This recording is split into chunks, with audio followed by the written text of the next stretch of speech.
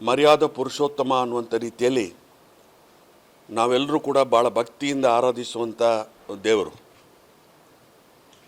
ರಾಮ ಮಂದಿರ ನಿರ್ಮಾಣ ಆಗಬೇಕು ಅನ್ನೋಂಥ ರೀತಿ ವಿವಾದ ಕೋರ್ಟ್ನಲ್ಲಿ 1885ನೇ ಇಸ್ವಿಯಿಂದ ಇತ್ತು, ಬ್ರಿಟಿಷರ್ ಇರುವಾಗ ಕೂಡ ಇತ್ತು.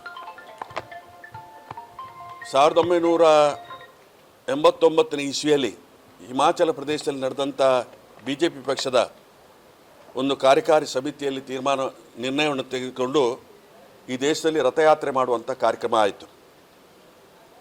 ಶ್ರೀಯುತ ಅಡ್ವಾಣಿ ಅವರ ನೇತೃತ್ವದಲ್ಲಿ ರಥಯಾತ್ರೆ ಕಾರ್ಯಕ್ರಮ ನಡೆದಿತ್ತು. ಇವತ್ತು ಅದೇ ರೀತಿಯಾಗಿ ತದನಂತರ ಚುನಾವಣಾ ಸಮಯದಲ್ಲಿ ಕೂಡ 89ಕ್ಕೆ ಕರ್ನಾಟಕ ರಾಜ್ಯದಲ್ಲಿ ಚುನಾವಣೆ ಬಂದಿತ್ತು. ಪುತ್ತೂರಲ್ಲಿ ನಾನೇ ಸ್ಪರ್ಧೆ ಮಾಡಿದ್ದೆ ಸದಾನಂದ ಗೌಡರ ವಿರುದ್ಧ.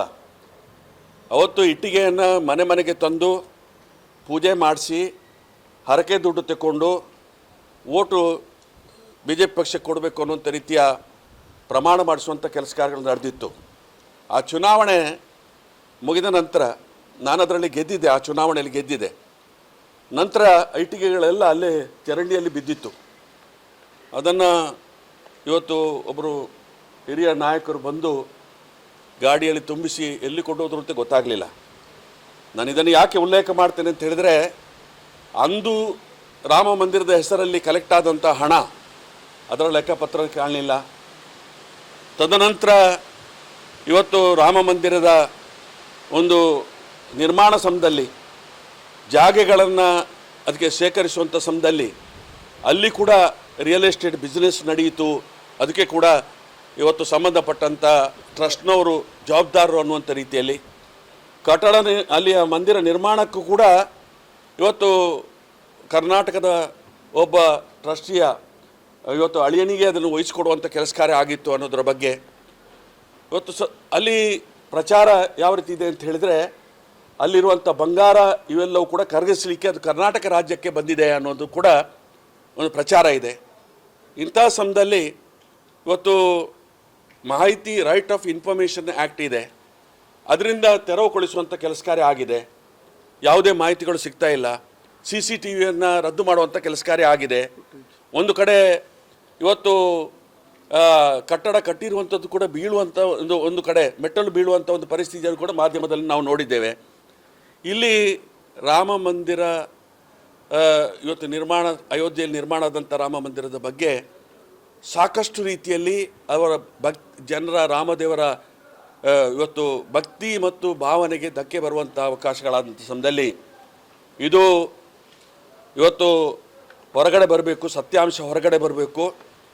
ಸತ್ಯಾಂಶ ಹೊರಗಡೆ ಬರಬೇಕಾಗಿದ್ದರೆ ಸುಪ್ರೀಂ ಕೋರ್ಟ್ನ ಜಡ್ಜರ ಮುಖಾಂತರ ಇದು ತನಿಖೆ ಆಗಬೇಕು. ಯಾರು ಸಂಬಂಧಪಟ್ಟವರಿದ್ದಾರೆ ಅವರ ಮೇಲೆ ಇವತ್ತು ಗುರುತರವಾಗಿ ಅಂತ ಯಾರು ಸಂಬಂಧಪಟ್ಟವರು ಇಲ್ಲಿಗೆ, ಯಾಕೆಂತ ಹೇಳಿದರೆ ಯಾರು ರಾಜೀನಾಮೆ ಕೊಟ್ಟಿದ್ದಾರೆ ಅವರು ನಿಕಟವಾಗಿ ಸಂಬಂಧಪಟ್ಟಂಥವರು RSS ಮತ್ತು ವಿಶ್ವ ಹಿಂದೂ ಪರಿಷತ್ತಿಗೆ ಸಂಬಂಧಪಟ್ಟವರಿದ್ದಾರೆ. ಅದೇ ರೀತಿಯಾಗಿ ಅವರು ನಿಕಟವಾದಂಥ ಸಂಪರ್ಕ ಪ್ರಧಾನಮಂತ್ರಿಗಳ ಜೊತೆಯಲ್ಲಿದೆ. ಇವತ್ತು ಆ ದೃಷ್ಟಿಯಲ್ಲಿ SIT ಮಾಡಿಕೊಂಡು ಬರೇ ಒಂದು ರಾಜ್ಯ UPಗೆ ಸಂಬಂಧಪಟ್ಟಂಥ ವಿಚಾರ ಅಂತೇಳಿ ಅಲ್ಲ, ದೇಶದಾದ್ಯಂತ ರಾಮದೇವರ ಭಕ್ತರುಗಳಿದ್ದಾರೆ. ಅವರ ಭಾವನೆಗೆ ಭಕ್ತಿಗೆ ಧಕ್ಕೆ ಆದಂಥ ಸಮಯದಲ್ಲಿ ಇವತ್ತು ನ್ಯಾಯಾಲಯದ ಮೇಲೆ ನಾವು ಭರವಸೆ ಇದೆ. ನ್ಯಾಯಾಧೀಶರ ಮುಖಾಂತರ ತನಿಖೆ ಆಗಬೇಕು, ಸತ್ಯಾಂಶ ಹೊರಗಡೆ ಬರಬೇಕು. ಯಾರ್ಯಾರು ಸಂಬಂಧಪಟ್ಟಂಥವರಿದ್ದಾರೆ, ಕಳವು ಮಾಡಿದಂಥವ್ರು ಮಾತ್ರ ಅಲ್ಲ, ಕಳವು ಮಾಡಲಿಕ್ಕೆ ಅವಕಾಶವನ್ನು ಕಲ್ಪಿಸಿಕೊಟ್ಟಂಥ ಪ್ರೇರೇಪಣೆ ಕೊಟ್ಟವರಿಗೆ ಕೂಡ ಕಠಿಣ ಸಜೆ ಆಗಬೇಕು ಅನ್ನುವಂಥ ರೀತಿಯಲ್ಲಿ ಇವತ್ತು ಆ ಭಾವನೆ ಭಕ್ತಿಗೆ ಏನು ಧಕ್ಕೆ ಆಗಿದೆ ಅದು ಪುನರುಪಿ ಆ ಸತ್ಯಾಂಶ ಹೊರಗಡೆ ಬರೋದರ ಮುಖಾಂತರ ಪುನರುಪಿ ಭಕ್ತಿ ಮತ್ತು ಭಾವನೆ ಜಾಸ್ತಿ ಆಗುವಂಥ ಅವಕಾಶಗಳಾಗಬೇಕು ಅನ್ನುವಂಥ ರೀತಿಯಲ್ಲಿ ಸುಪ್ರೀಂ ಕೋರ್ಟ್ನ ನ್ಯಾಯಾಧೀಶರ ಮುಖಾಂತರ ತನಿಖೆ ಮಾಡಬೇಕು ಅನ್ನೋಂಥ ಒತ್ತಾಯವನ್ನು ನಾನು ಈ ಸಮಯದಲ್ಲಿ ಹೇಳ್ತೇನೆ. ಅವರ ಮನ್ ಕಿ ಬಾತ್ನಲ್ಲಿ ಪ್ರಧಾನಮಂತ್ರಿಗಳ ಮನ್ ಕಿ ಬಾತಲ್ಲಿ ನಾವು ಕಾಣಲಿಲ್ಲ. ಸಣ್ಣ ಪುಟ್ಟ ವಿಚಾರಗಳಿದ್ದರೂ ಕೂಡ ಇದು ಮನ್ ಕಿ ಬಾತಲ್ಲಿ ಬರ್ತದೆ.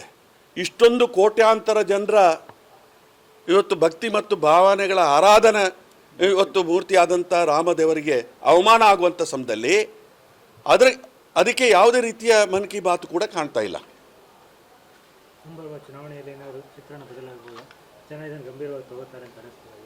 ಅಲ್ಲ, ಈಗ ನಾವು ಕಾಂಗ್ರೆಸ್ ಪಕ್ಷದವರು ಯಾವತ್ತೂ ಕೂಡ ನಾವು ಧರ್ಮವನ್ನು ರಾಜಕೀಯಕ್ಕೆ ತರಲಿಲ್ಲ. ರಾಜಕೀಯದಲ್ಲಿ ಧರ್ಮ ಇರಬೇಕು ಅನ್ನೋದು ನಮ್ಮ ನಿಲುವು.